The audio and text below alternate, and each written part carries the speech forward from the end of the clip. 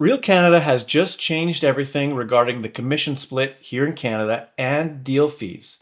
I'm going to go through all the changes. Stick around to the end because I'll give you my opinion on the biggest question: is it still worth it? Real Canada came out with an announcement and they wanted to make it clear that they are still committed to working in Canada. However, things have changed. They started with, "We want to take this opportunity to reiterate to you that Real is all in on Canada." They said, "We're committed to making Canada a powerhouse for growth, opportunity, and innovation. We've expanded into new provinces, grown to become the second largest brokerage in Alberta and Manitoba, and strengthened our agent count nationwide. As we scale, we need to adjust our operating model to support sustainable expansion while delivering the highest level of service to you."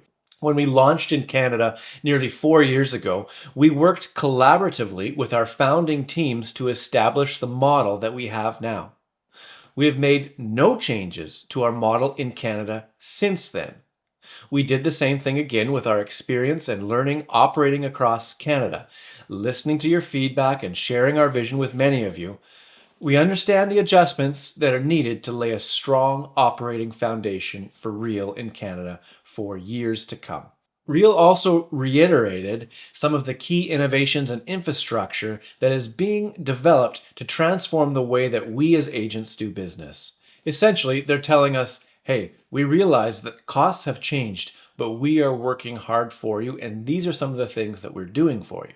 And they are focusing on Leo, our AI-powered assistant, focusing on the Real Wallet that we have, focusing on Roar, which is our way of contacting our broker quickly through our app. And then this is actually quite interesting, is the automated file and broker review. So essentially AI is going to be the first set of eyes on a document for a transaction and say, "Oh, looks like you're missing a signature or an initial in this section."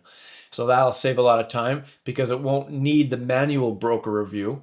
That'll still happen, but we won't need to wait for it to find that initial that's missing. It'll essentially be instantaneous broker review of sorts. So that is actually quite interesting. Let's get into it. What are the upcoming changes to our financial model for Canadian agents? To continue driving innovation, community, and resources, Real is making the following updates. Caps will increase to $15,000 Canadian. The 85-15 split remains the same. If you're on a team, it's half of that. So before, when it was 12,000, a team member could pay 6,000. Now it's half of the 15,000, so it's $7,500 Canadian. Or in very, very large teams that produce a very high amount, there's another split that's offered, but this is actually quite rare, but that's being increased to $5,000 now. Revenue share payments in Canada will continue to be paid on the first $12,000 Canadian of Real's commission split. There is a change also to post-cap transaction fees. It'll increase to 375 Canadian dollars. Post-elite transaction fees will increase to 175 Canadian dollars. As well as there is now going to be an implemented $40 Canadian compliance and broker review fee. It's called the CBR. That's actually been in America for quite some time, and we're just aligning up with the American model with what's being charged here in Canada now. There's also going to be a minimum commission payment on pre-cap transactions.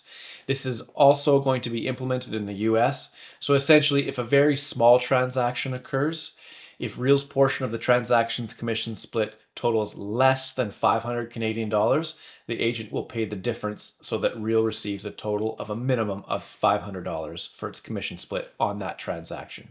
So that's again pre-cap transactions, so very, very small sales that will now be occurred. So these updates reflect exchange rate considerations and align our Canadian and US operation models to support sustainable growth. Once again, I'll give all my thoughts on this at the end. Right now, I'm just delivering all the information. So let's keep looking at what is actually happening. When will all these changes come into place? For any new agents who join Real by March 31st of 2025, the changes will take effect on their anniversary date at Real.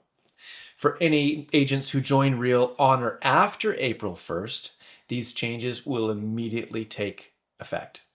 For existing agents, these changes will take effect May 1st, 2025 or after based on their anniversary date. So essentially, your anniversary date is going to be this reset button where the changes now come into effect. Now, additionally, the post-cap bonus in the agent stock purchase program, the SPP, will be adjusted from 20% to 15%. This is also changing in the US. And this change takes effect on April 1st of 2025 for all agents. These updates are designed not only to support sustainable growth of the company, but also to provide faster and more attainable path for agents to reach elite agent status. And that's quite interesting too. Okay, so my thoughts on this, my input on the changes that are happening. Does it still make sense to join Real? Is there still value being added? So again, the cap went up from $12,000 Canadian to $15,000 Canadian. Does that translate exactly to what's being paid in America? No, it still doesn't.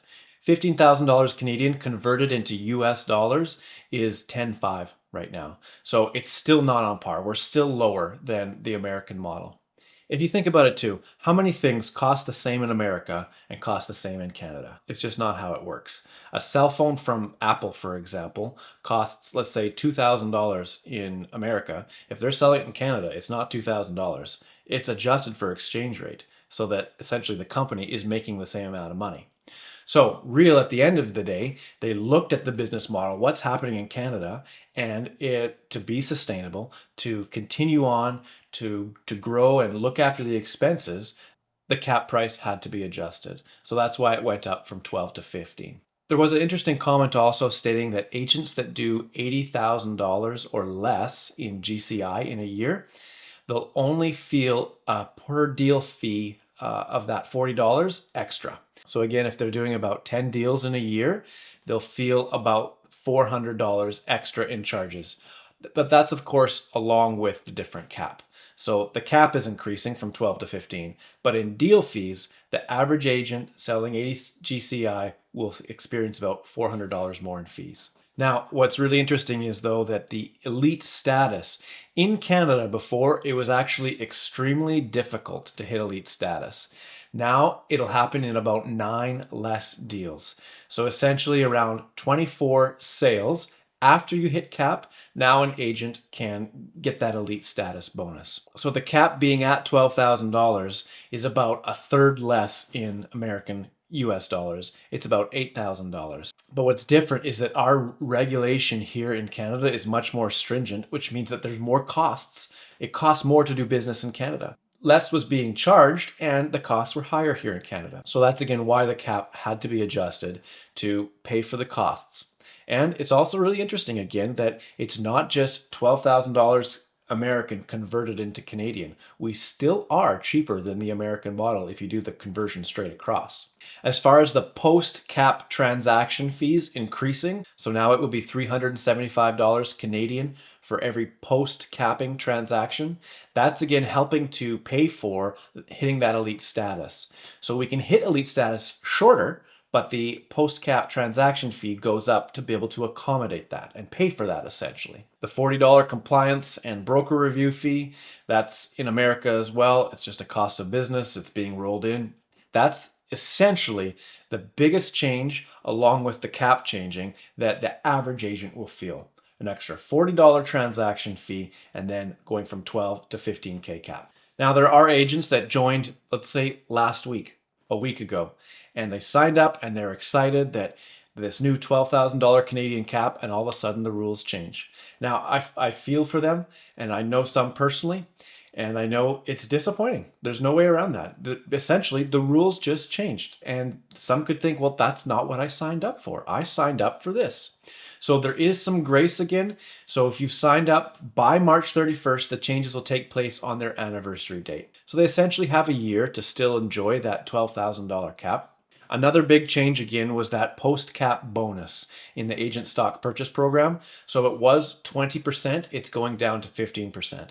That is something that has been on the radar for years, and it's been well known that essentially Real was rewarding the early adopters. Those who jumped into the company when there's, hundreds or 1,000 or 2,000 agents, that stock purchase bonus was larger. Now, as the company explodes, we hit 25,000 agents. That number has to change. The business model just has to be sustainable. So it's going down from 20% to a 15% cap. Now, my opinion on, is it worth it? Is being at Real still worth it? They've changed the rules. Is that a game changer? Is it time to start shopping elsewhere? In my opinion, no. The question to ask yourself is, am I getting more value from being at this brokerage than the money that I'm spending into the brokerage? For me, the answer is an absolute yes. Now, it might not be for you. And if you've only been at the brokerage a week, a month, you might not see that value yet. You do have to be here long enough to really understand what the brokerage is all about and to see, feel, and experience the value that they do give us. I asked Leo yesterday, how much have I received in stock bonuses since joining Real? And the answer to that question was over 18,000 Canadian dollars. So to me, that is huge value. Yes, I'm going to be paying $3,000 more, but look at the value that I'm being given. And that's just monetary value. What about the value of the tech that I've been given? The training from Real Academy, all the training from Sharon.